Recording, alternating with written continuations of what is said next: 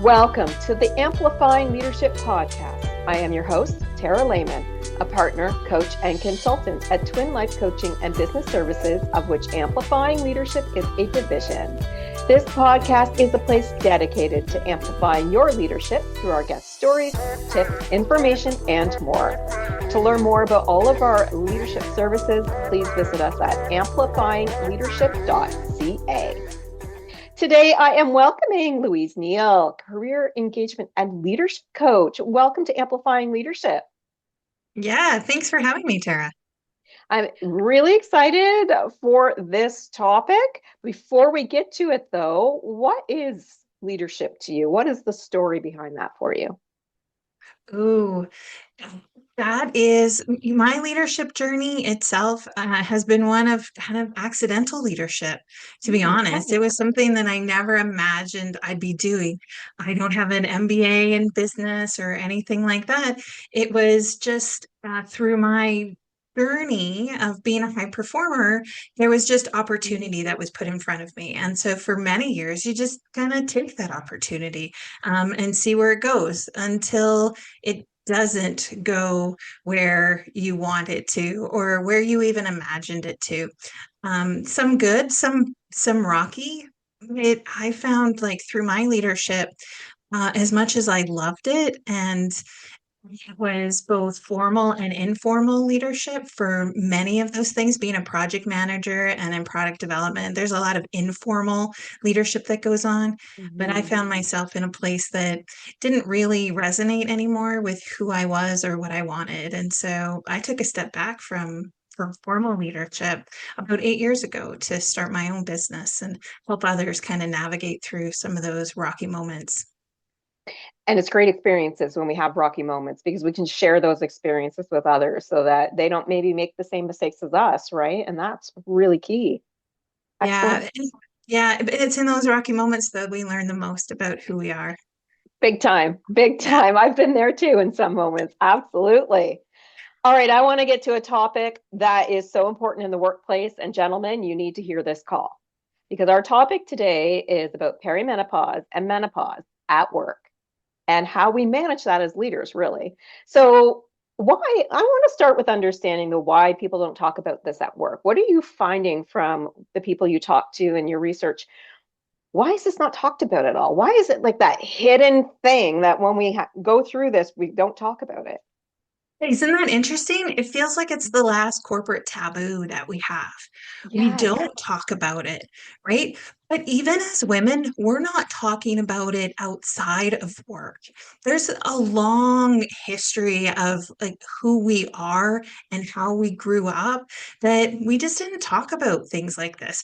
We didn't talk about not just this transition and what's happening, but we didn't talk about a lot of things that have to do with reproduction or um, right who that is in it and what that is all about.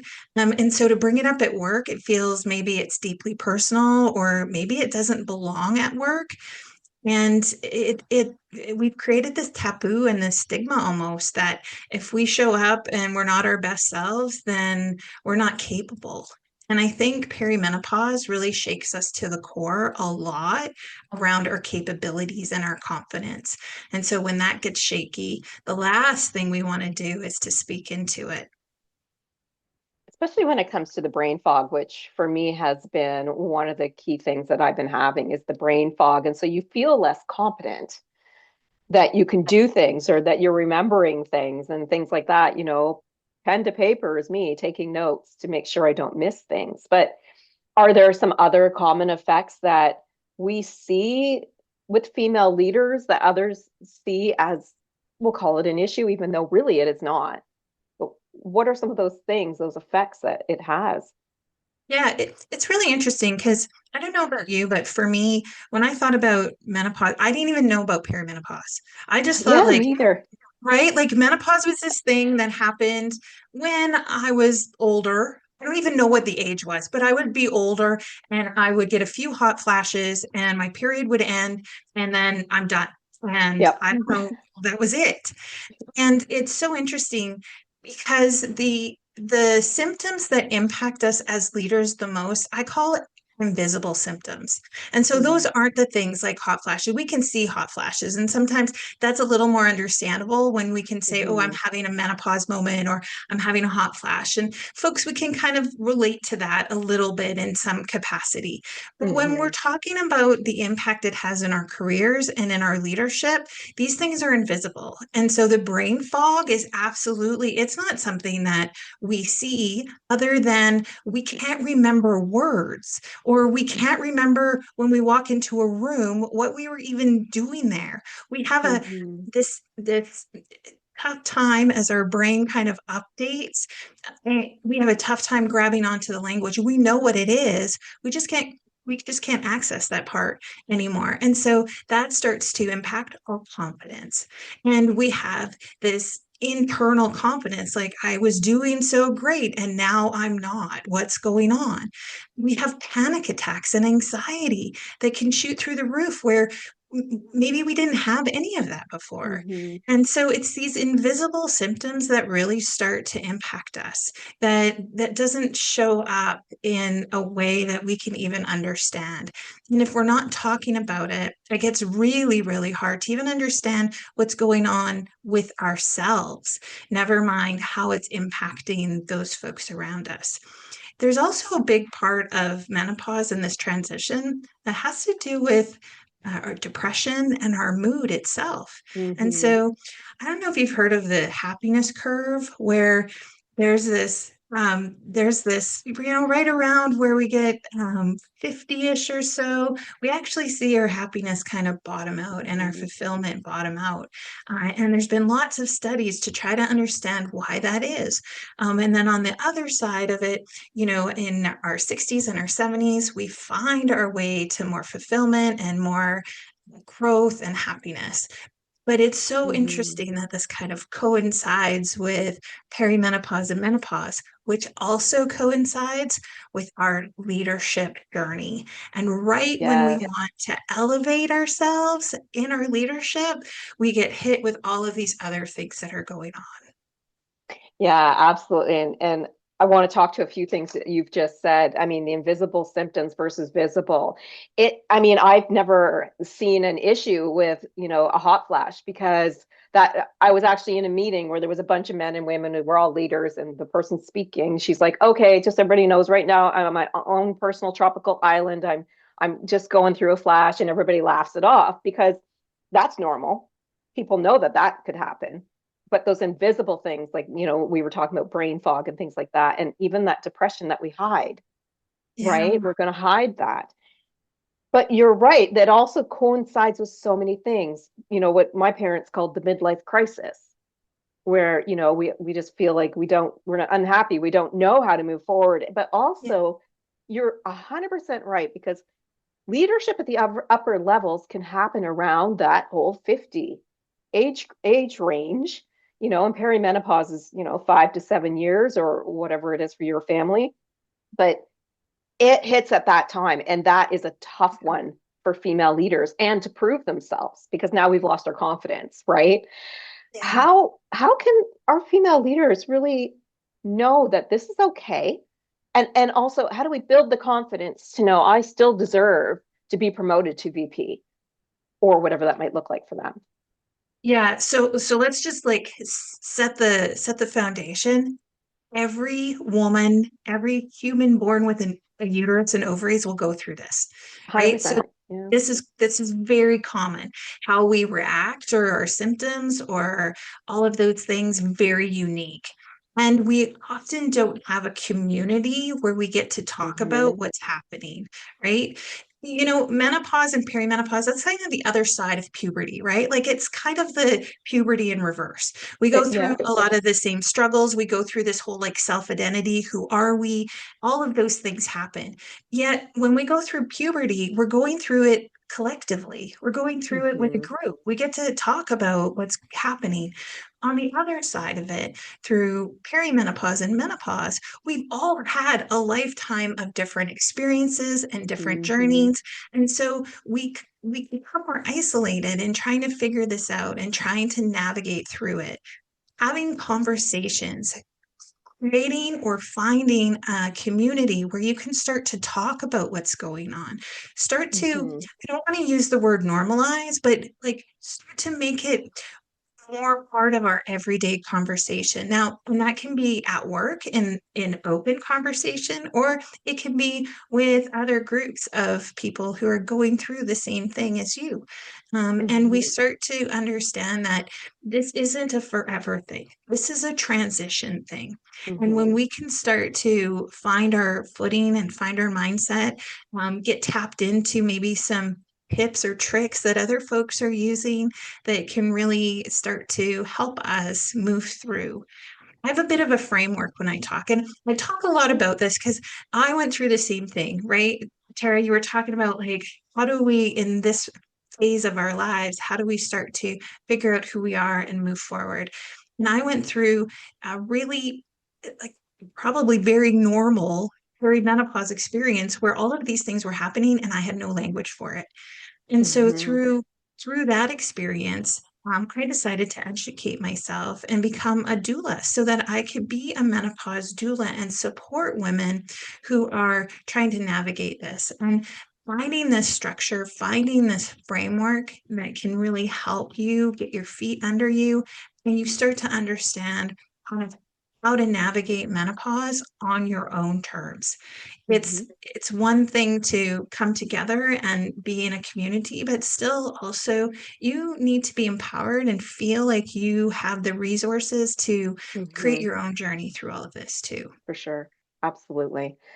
So when we come to conversations in the workplace, how do we help our male leaders, especially those that are listening, or those out there? How do we help them understand that this doesn't make us less of a person? It doesn't make us less of a leader, and it doesn't mean that we aren't competent when they see those invisible things starting to happen, like all of a sudden, I can't remember, that you asked for that, or things like that. How do we help them understand this when it's still so taboo in the workplace?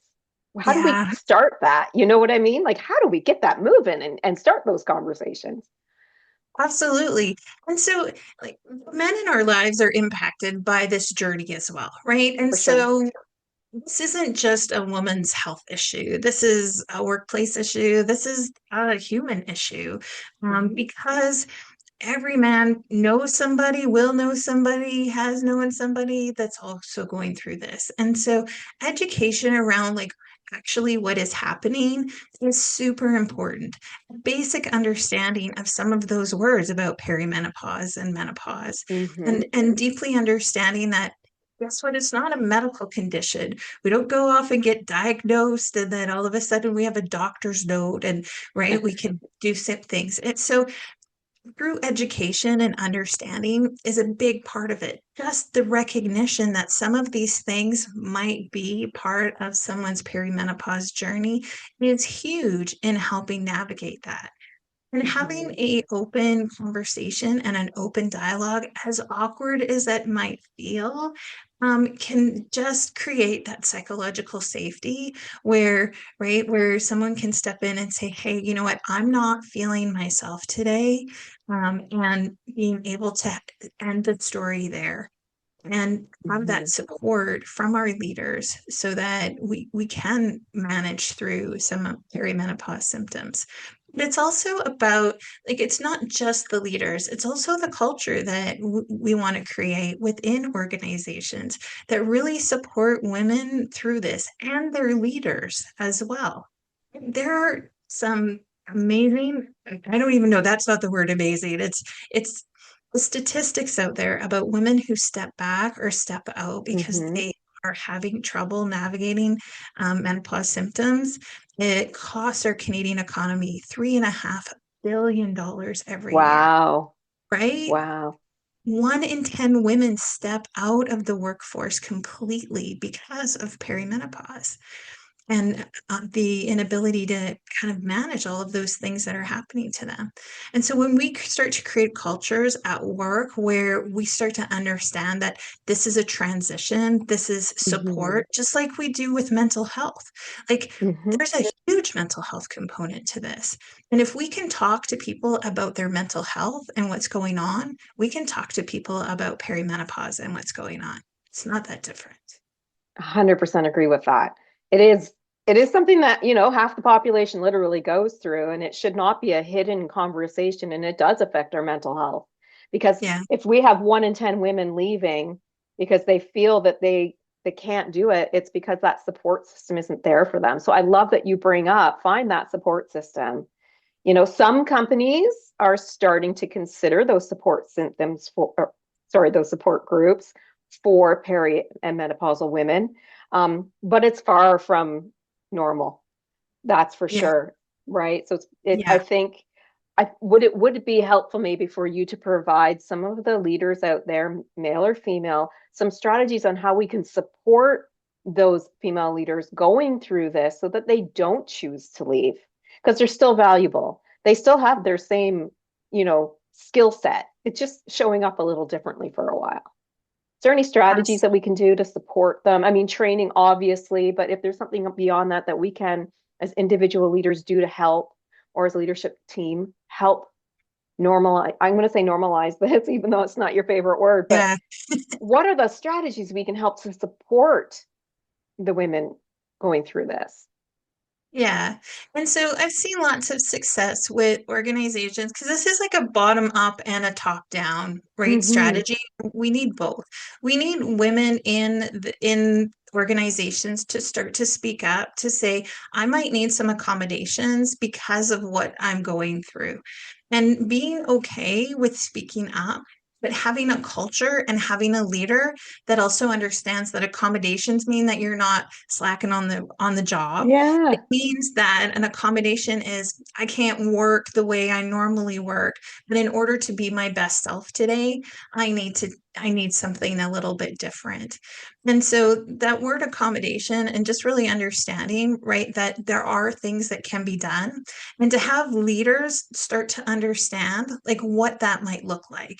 And so, supporting a woman in the workplace who's trying to navigate perimenopause might be that there are some flex days that are Mm-hmm. required, and you don't need a diagnosis or a doctor's note to be able to use those flex days. It can Mm-hmm. also be understanding too is that sometimes we're going to be in situations or environments where we don't have access to a washroom or we can't like step out of a meeting. And Mm-hmm. so we need to kind of set the standard as leaders to let everyone know that it's okay to let people know that it's okay to ask for those things that you might need, and to just be offering to say, hey, this is okay, Yeah. um, and to create that psychological safety. HR groups can do a lot to help their leaders kind of support by giving alternatives, right? To say, so if someone is if you notice someone experiencing perimenopausal symptoms, like just have a conversation. It's not as taboo as you think it might be, but here are Mm-hmm. the supports that are available at the workplace. Because sometimes leaders just don't know, like, what do I do with that information? If I see somebody that maybe is all of a sudden off their game, what do I do with that? And so Mm-hmm. right, having a corporate strategy can also help leaders be able to offer suggestions or offer supports that may or may not someone may or may not be comfortable with offering, right? So it's Mm-hmm. all of these things. So leaders, especially our middle managers, right, that are the glue that hold everything together, Yes. right, there's some like, what are you saying? What do you want to say to your team? Or what's that? culture you want to have within your team? How do you build on the trust so that people feel like they can actually put their hand up and say, hey, I'm really experiencing like some real panic today. I don't Mhm. know if I can do this meeting. Right, I might need some help, and that's okay. So creating that culture, but also support from upper leadership and organization Mhm. to say, what are those things that you can offer as a leader to be helpful?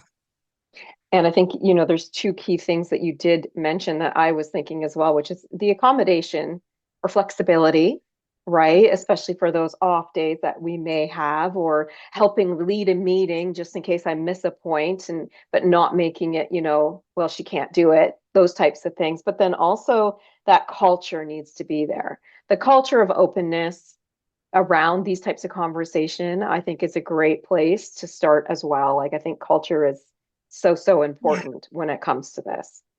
yeah, I want to pivot a little bit because I thought about, we're also another thing that we go through about this time is we could be part of the sandwich generation. So, for example, myself, I have a daughter who is in university that I'm still taking care of. But then I also have in-laws who are in their late 80s that I'm also trying to help take care of.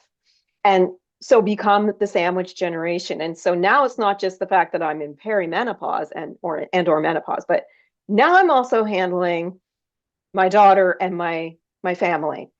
mhm. So now we have another thing that's shoved into this time in our lives. Are there any thoughts about how our female leaders can try to manage this without dropping out, without being one of 10 that decides to leave because of all these things going on in our lives? Yeah. I think Tara, it comes back to like, how are we talking about it? Where are we talking about it? And having really open conversations with our family as well. One of the common menopause symptoms, right, is rage. And we can get some hormonal rage that comes out and can be really problematic. Recognizing what that is and having conversations, being really open to saying, right, that I'm not myself today, or I don't feel like my best self today, and getting that support from those that we're caregiving to, right? Is Mhm. super important. We're not talking about it. And so the more we're not talking about it, the more taboo it feels and the more alone we feel of trying to have to navigate through some of that. But supports are also coming from like just thinking about like where else are your supports coming from, right? And so your doctor, your healthcare practitioners, like all of those people who are giving you care in your life, making sure that you are also informing them about what's going on, right? The moment that we start to have a change in our periods is probably the moment then we're starting to enter perimenopause. And so starting to have those conversations with our healthcare practitioners or functional Mhm. practitioners to be able to just everyone keep an eye out around what is going on so that those folks also might notice a change in what's going on and to be able to support yourself in that, right? Hormones and hormone therapy is not for everyone. um, and we have a stigma around that right now too. And so Mhm. educating yourself, informing yourself, trying to find your way through all of this stuff that's going on is super important. And when you can have a support team that's full of people at work, that's full of people at home, that's full of practitioners that you trust and you care about, then we don't get bombarded so much by social media when there's so many menopause influencers out there now kind of pitching their wares and trying to sell you something. It's like coming back to yourself, knowing yourself, and having these support systems so that you can make the best choice for yourself, and notice that. Yeah. And we're all different when we go through it too, right? Like Yeah. I've never had a hot flash ever, and maybe I never will. And then Yeah. the next woman is raging all the time, and maybe the other one doesn't. And I think that when it comes to that self-education, but then also having that practitioners team with us to help us navigate if hormone therapy is even good for you or not, or if That's there is a medication or a naturopathic thing that you can do, right? All these different things that we do have access to if we just, like you said, self-educate and then also self-advocate at work, yes. telling people, asking for help through friends who maybe are going through it with us, or even, I asked my mom. I actually said to my mom, when you went through it, what symptoms did you get? I want to know what that is because that's more likely for me. The self-education was a really key point that I think listeners should take from this. And the education side then for the men is to educate on what women go through. Is that what you would say? Yeah, to understand, to be curious about what those symptoms might be. Talking to the women in your life can also kind of break down some of those barriers, and not to hide your curiosity, right? The more you Mm-hmm. can understand about what's going on with the people who are closest to you, the more support you're going to be to those women in your life. And so being a partner on the journey is sometimes all that we need. Mm-hmm. And having those open conversations, right, is so crucial to being able to navigate this and figuring it out. Hmm. And, I think the support from especially our male leaders is really important because then we feel that we're being heard. At least in my opinion, female leaders understand it's easier to talk to them. The male leaders, it's more difficult to say this is what's going on. So that open culture, the open conversation, and educating ourselves as leaders, man or woman, right? Educating ourselves to make sure we understand that, as you said, this is like another type of puberty, right? Yes, It's just that we don't all go through it at school at the same time. So, that's we can right. talk about it. And it's really important, I think, that everybody understands that this is normal. Hmm. Our symptoms might be different, but it's still normal. But I love that what you said at the beginning, which is those invisible symptoms that people don't see that Yeah. need to be talked about a lot more. I mean, hot flashes, everybody's just like, oh, yeah, okay, she needs a fan, get her a fan, whatever. Everybody's okay with that. People Hmm. aren't okay or understand things that they cannot see, as you mentioned earlier. Yeah. As we wrap up today, I'm wondering if there is, for any leader out there, advice that you can provide them if someone does come up to them and say, hey, I'm going through this. What should they do to help support those people? I think the question that is on the tip of everyone's tongue would be, how can I support you? Yes. And not to Okay. assume that you know as a leader what that person needs. And Love so, that. right, being there for someone is allowing them to tell you what they need for support. And I think that's so important because we all go through this differently, as we had talked about, right? And so really not assuming that Tara needs a fan when Tara's not even had a hot flash, right? That's right. Those are the things That's we right. don't want. Yeah. Yeah. Excellent, excellent. Any last thoughts before we close out today that you would like to share? I really appreciate this conversation because we just aren't having it enough. And Agreed. if the listener, if you feel like you're not having this conversation enough in your workplace, then start having the conversation.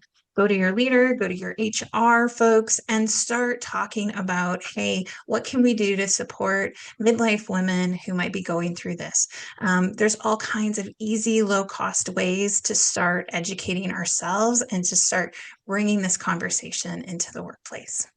And I love that you mentioned low cost because most people will say, we don't have budget for that. Well, guess what? There are a lot of things you can do where you don't need a budget or it's very small. That's right. That's right. Excellent tip. Thank you so much for coming on and sharing these insights about what half of us go through today with our leaders. I appreciate it. Absolutely, Tara. Thanks so much for having me.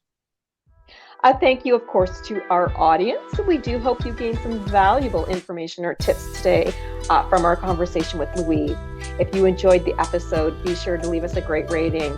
This helps us and our guests like Louise reach even more leaders with these helpful stories, information, and advice. We love helping leaders grow and thrive. We would love for you to consider our brand new Amplifying Leadership community. For more information, please visit us at amplifyingleadership.ca/community-info. Leadership is better when we do it together. For more information about all of our leadership services, please visit us anytime at amplifyingleadership.ca, a division of Twin Life Coaching and Business Services. Until next time, remember, leadership matters.